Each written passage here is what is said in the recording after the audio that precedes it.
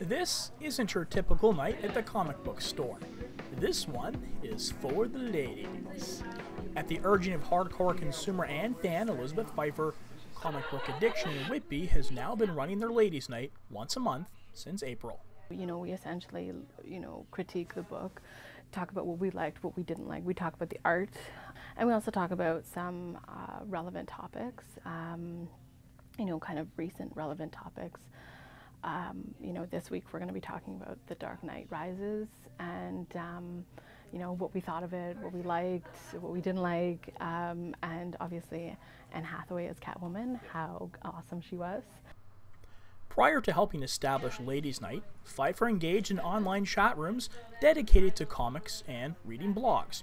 It's no coincidence the advent of the internet helped grow the genre among women. It's really been other women who have said, you need to read this, you should read this story or whatever. So for me, that's, it's been other women helping to kind of bring me in.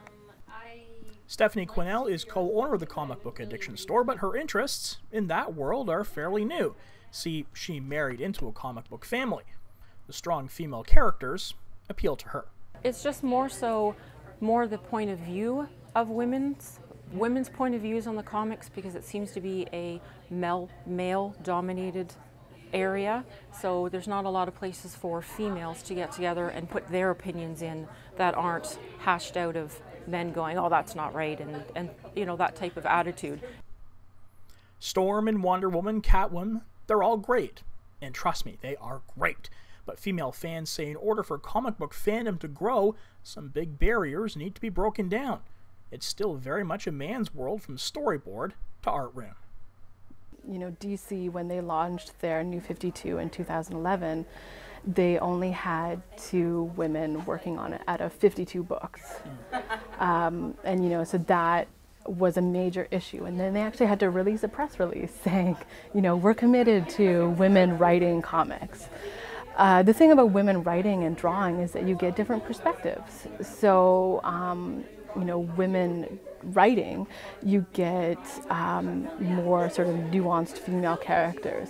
You have the women sort of in these crazy positions to show off, their assets. And so that's a barrier for female characters being taken seriously, unfortunately, even though there are a lot of awesome female characters. Comic fan Mercedes Kant jumped at the chance to get involved in a ladies-only comic book club. She too feels there's a ton of progress to be made in the way women are portrayed in the comic and sci-fi world.